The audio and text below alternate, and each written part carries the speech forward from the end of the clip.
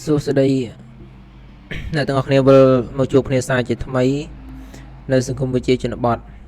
នៅថ្ងៃនេះចូលដល់ចំណុចទី3វិធីនៃការសិក្សាសង្គមវិទ្យាជនបទឬក៏វិធីនៃសង្គមវិទ្យាជនបទវិធីសិក្សាវិទ្យាសាស្ត្រសង្គមទាំងអស់សិក្សាវិធីពិតប្រាកដមួយសម្រាប់ការសិក្សាបញ្ហាទាំងឡាយជាការពិតមិនត្រឹមតែវិធីសាស្ត្រសង្គមប៉ុណ្ណោះទេប៉ុន្តែវិទ្យាសាស្ត្រពិតក៏មាននៅក្នុងនោះផងដែរដែលប្រព្រឹត្តដែលប្រើប្រាស់នៅក្នុងការសិក្សាបាតុភូតនិងស្ថាប័នសង្គមវិទ្យាបានប្រតិបត្តិនៅវិធីដូចខាងក្រោមទី1វិធីបញ្ជីសំណួរវិធីកំណត់ពេលវេលាបែងចែកពេលវេលាវិធីសម្ភាសវិធីសិក្សាករណីវិធីអង្កេតវិធីស្ទង់មតិសង្គមវិធីស្ថិតិធ្វើការពន្យល់ដូចតទៅនេះចំណុចទី1វិធីបញ្ជីសំណួរក្នុងសង្គមវិទ្យាជនបទបញ្ជីសំណួរត្រូវបានបង្កើតឡើងដើម្បីប្រមូលនៅទិន្នន័យពីភាពទូលំទូលាយខុសគ្នានិងប្រមូលព័ត៌មានក្នុងចំណោមមនុស្សក្នុងវិធីនេះមានការបង្កើតសំណួរដែលជាគម្រោងសម្រាប់ប្រមូលព័ត៌មានពីមនុស្សដែលផ្ដល់តាមរយៈបញ្ជីសំណួរបញ្ជីតម្រូវឲ្យឆ្លើយតបតាមសំណួរទាំងនេះហើយផ្អែកទៅលើមូលដ្ឋាននៃសំណួរទាំងនេះដែលត្រូវមានទម្រង់នៃចម្លើយបាតចាស់និងទេដែលជាប្រភពទិន្នន័យត្រូវប្រមូលវិធីទាំងនេះគឺប្រើប្រាស់ភាពពិតប្រាកដនិងដោយសេរីនៅក្នុងផ្នែកសង្គមវិទ្យាជនបទជាមួយនឹងការជួយនៃចម្លើយដែលផ្ដល់ដោយតាមរយៈសំណួរទាំងឡាយព័ត៌មានអំពីវិស័យផ្សេងនៃបញ្ហាដែលត្រូវប្រមូលបានដោយសារមនុស្សទាំងឡាយមនុស្សមួយចំនួននៅក្នុងប្រទេសនីមួយៗមិនសូវចេះអក្សរផងនិងគ្មានការអប់រំទៅចម្លើយទៅកាន់សំណួរទាំងនោះត្រូវបានសរសេរនៅក្នុងទម្រង់នៃ yes និង no ហើយមនុស្សទាំងឡាយក៏តម្រូវឲ្យស្ថិតនៅលើចម្លើយនៃភាពឯកភាពឬក៏ធ្វើការបដិសេធទៅលើសំណួរដែលមិនឯកភាពការទទួលយកព័ត៌មានទាំងនេះតាមរយៈការឆ្លើយ yes និងទាត់ចោលនៅចម្លើយនេះគឺ no ការពិបាកនៃវិធីសំណួរព័ត៌មានខ្លះដែលប្រមូលអំពីវិធីសំណួរពេលខ្លះมันអាចជឿបានឬក៏មិនទុកចិត្តបានពីព្រោះព័ត៌មានដែលទទួលបានជាព័ត៌មានត្រឹមត្រូវបានថាជាព័ត៌មានដែលមានត្រឹមត្រូវឡើយជាពិសេសនៅពេលដែលអ្នកអង្កេតផ្ដល់នៅព័ត៌មានដែលមិនត្រឹមត្រូវលក្ខណៈនេះកើតមានឡើងច្រើននៅក្នុងករណីដែលមានការតាក់ទងជាមួយនឹងជីវភាពផ្ទាល់ខ្លួននិងជីវិតរបស់បុគ្គលចម្លើយមិនត្រឹមត្រូវមានការកើតឡើងផងដែរនៅពេលដែលសំណួរមានការតាក់ទងទៅនឹងឋានៈរបស់បុគ្គលនីមួយៗអ្នកផ្ដល់ព័ត៌មានពេលខ្លះមិនគិតអំពីសារៈសំខាន់នៃសំណួរនិងចម្លើយដែលគេផ្ដល់ទៅឲ្យដូច្នេះកង្វះខាតនេះជាព័ត៌មានមិនពិតឬមិនត្រឹមត្រូវទោះបីជាមានការពិបាកជាច្រើនអំពីវិធីសំណួរចម្លើយក៏ដោយក៏វិធីបញ្ជីសំណួរមានប្រជាប្រិយភាពបំផុតនៅក្នុងការសិក្សាអំពីបញ្ហានៃសង្គមផងដែរសង្គមវិទ្យាធ្វើការប្រើប្រាស់វិធីទាំងនេះយ៉ាងយកចិត្តទុកដាក់ហើយជាទូទៅមានប្រជាប្រិយភាពបំផុតសម្រាប់សង្គមវិទ្យាជនបទចំណុចទី2វិធីកំណត់ពេលវេលាឬក៏ចែកពេលវេលាវិធីកំណត់ពេលវេលាវាមានលក្ខណៈប្រហាក់ប្រហែលទៅនឹងវិធីបញ្ជីសំណួរដែរភាពខុសគ្នាអំពីបញ្ជីសំណួរនិងវិធីបញ្ជីសំណួរអ្នកអង្កេតជាទូទៅផ្ញើសំណួរទៅកាន់អ្នកដែលផ្ដល់ព័ត៌មានគាត់ឆ្លើយសំណួរតាមប៉ោះឬក៏តាមរយៈមនុស្សប៉ុន្តែនៅក្នុងវិធីកំណត់ពេលវេលាវិញអ្នកអង្កេតខ្លួនឯងកាន់បញ្ជីសំណួរដើម្បីឲ្យអ្នកឆ្លើយបំពេញនៅចម្លើយទាំងឡាយដែលជាមូលដ្ឋានសម្រាប់ធ្វើការសិក្សានៅក្នុងវិធីបញ្ជីសំណួរអ្នកអង្កេតជាអ្នកបំពេញបញ្ជីសំណួរប៉ុន្តែចំពោះវិធីកំណត់ពេលវេលាអ្នកអង្កេតមិនបានធ្វើការងារនេះឡើយផលវិបាកអ្វីបើវិធីនេះមានប្រជាប្រិយភាពបំផុតនៅក្នុងការប្រើប្រាស់សម្រាប់សង្គមវិទ្យាជនបទប៉ុន្តែវិធីនេះរងគ្រោះពីចំណុចខ្សោយនិងការពិបាកមួយចំនួនវិធីនេះអាចត្រូវបានប្រើប្រាស់បានតែនៅក្នុងការកម្រិតនៃផ្នែកនៃការសិក្សាពីព្រោះវាតាក់ទងច្រើនទៅនឹងពេលវេលាថវិកានិងធម៌ពលតាមរយៈវិធីនេះក៏មានលទ្ធភាពផងដែរក្នុងការទទួលផលលម្អិតច្រើនក៏ប៉ុន្តែវាមានលទ្ធភាពផងដែរនៅការទទួលព័ត៌មានដោយសារការបង្ហាញរបស់អ្នកអង្កេតមិនបានបញ្ចេញនៅព័ត៌មានពេញលេញឡើយជាពិសេសយោងទៅតាមលក្ខណៈបុគ្គលនៃជីវភាពរបស់គាត់ វិធីនេះចាត់ទុកថាជាវិធីល្អនៅពេលដែលមានកម្រិតក្រុមអ្នកផ្ដល់ព័ត៌មានដែលតាក់ទងទៅនឹងលទ្ធភាពសម្រាប់អ្នកអង្កេតដើម្បីស្វែងរកនៅព័ត៌មានទាំងនោះហើយនឹងទទួលព័ត៌មានដែលមានលក្ខណៈប៉ិនប្រសប់ 3. វិធីសម្ភាសន៍វិធីនេះគឺអ្នកអង្កេតជួបជាមួយនឹងអ្នកឆ្លើយទល់មុខគ្នាតាមការចង្អុលបង្ហាញនៅឈ្មោះអ្នកឆ្លើយគាត់ធ្វើការសម្ភាសន៍ជាមួយអ្នកផ្ដល់ព័ត៌មាននិងប្រមូលព័ត៌មានតាមរយៈដាក់នៅសំណួរមួយចំនួន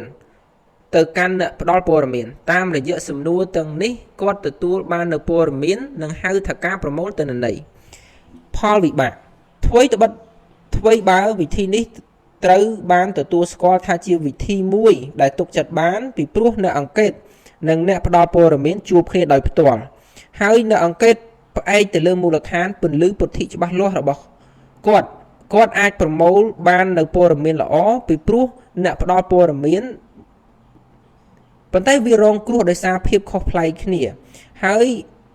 យើងបានបញ្ជាក់រួចមកហើយនៅពេលដែលយើងធ្វើការសិក្សាអំពីវិធីកំណត់ពេលវេលាពេលខ្លះព័ត៌មានអំពីជីវិតផ្ទាល់ខ្លួននិងជីវិតដែលជាប់តាក់ទងទៅនឹងសេដ្ឋកិច្ចនិងជីវិតផ្ទាល់ខ្លួនមិនត្រូវបានឯកភាពថាជាផ្នែកនៃព័ត៌មានឡើយព័ត៌មានបានពីចម្លើយមិនអាចនិយាយបានថាមានប្រសិទ្ធភាពច្បាស់លាស់ឡើយគោរពទៅលើគោលការណ៍នេះអ្នកអង្កេតត្រូវមានភាពប៉ិនប្រសប់និងត្រូវវឹកវើឲ្យបានសមរម្យក្រៅពីនេះក៏ត្រូវតែមានអ្នកជួយគាត់ដើម្បីឲ្យធ្វើឲ្យមានភាពងាយស្រួលនៅក្នុងការប្រមូលទិន្នន័យពេលខ្លះអ្នកអង្កេតថតយកការសម្ភាសន៍ទាំងស្រុងដោយមិនមានការបាត់បង់នៅព័ត៌មាននៅកំឡុងពេលដែលធ្វើការសម្ភាសន៍វិធីនេះក៏តាក់ទងផងដែរនៅការប្រើប្រាស់ពេលវេលាធម៌ពលនិងថវិកា 4. វិធីសិក្សាករណីឬក៏ករណីសិក្សាប្រវត្តិសាស្ត្រវិធីនេះក៏ជាការប្រើប្រាស់ដ៏មានប្រជាប្រិយភាពបំផុតផងដែរនៅក្នុងសង្គមប្រជាជនបទនេះវិធីដែលតាក់ទងទៅនឹងធាតុ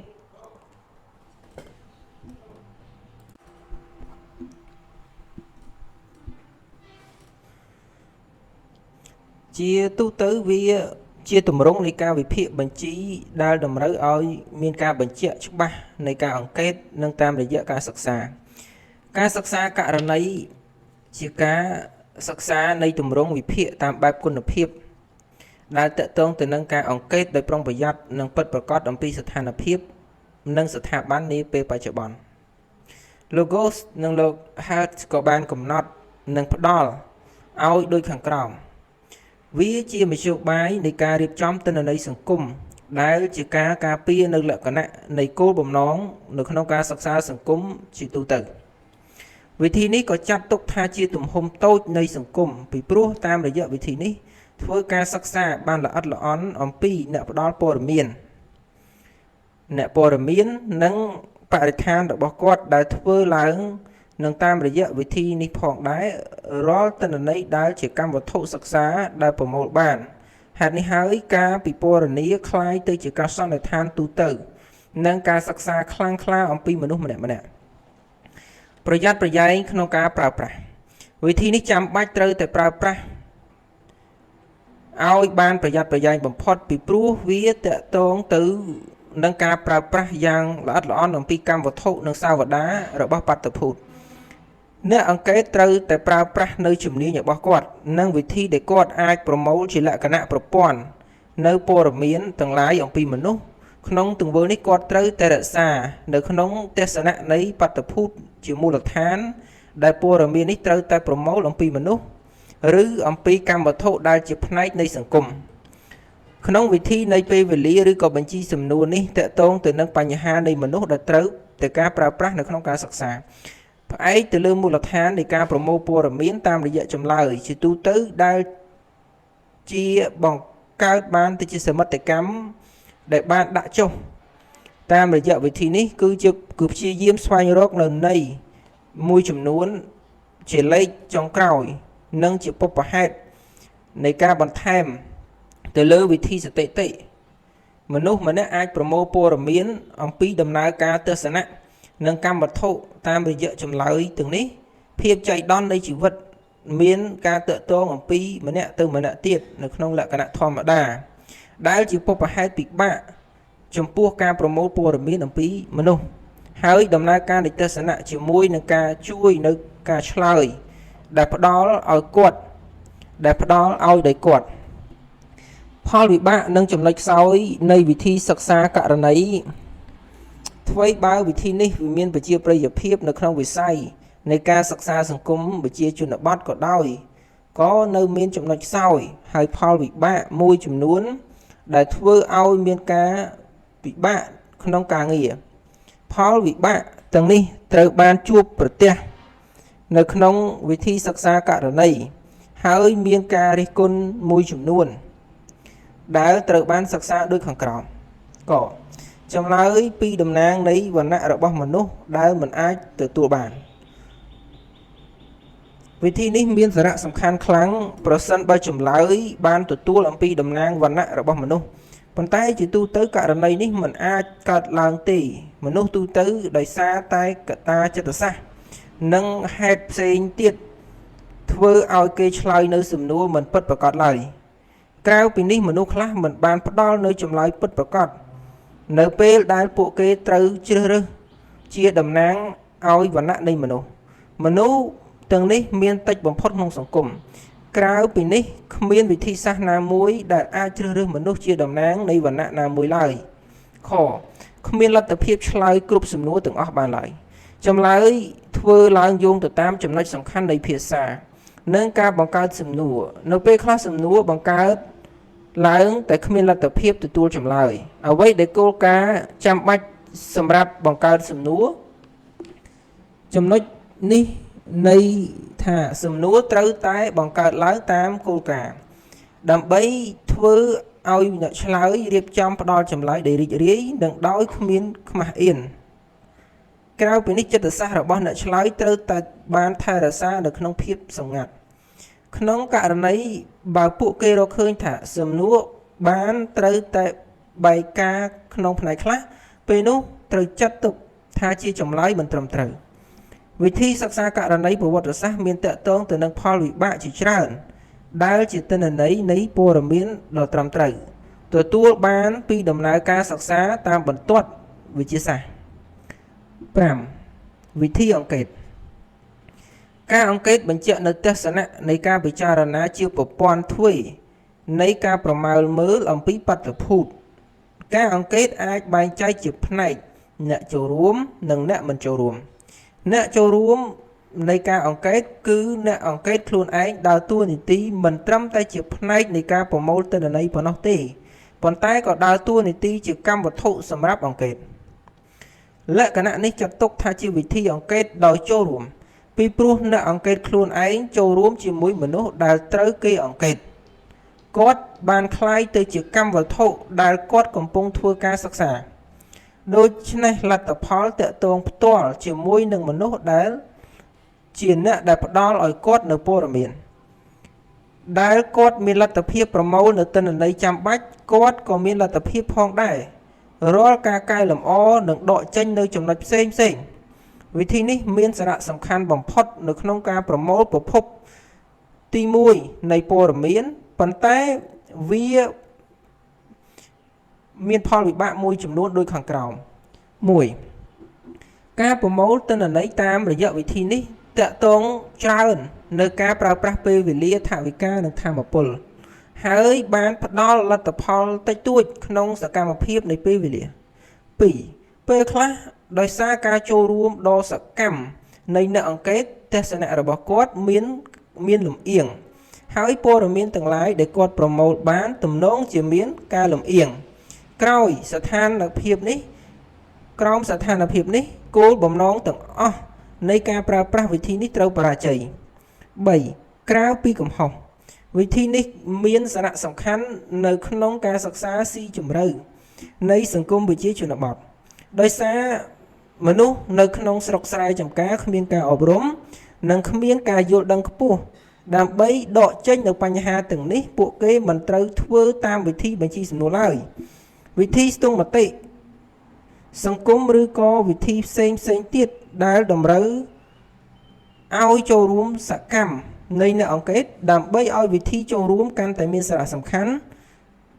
ដល់អ្នកអង្កេតតម្រូវឲ្យមានការទទួលនៅព័ត៌មានលក្ខណៈមិនធម្មតា 6. វិធីស្ទង់មតិសង្គម វិធីនេះមានការប្រើប្រាស់ច្រើននៅក្នុងវិទ្យាសាស្ត្រសង្គមពាក្យថាស្ទង់ survey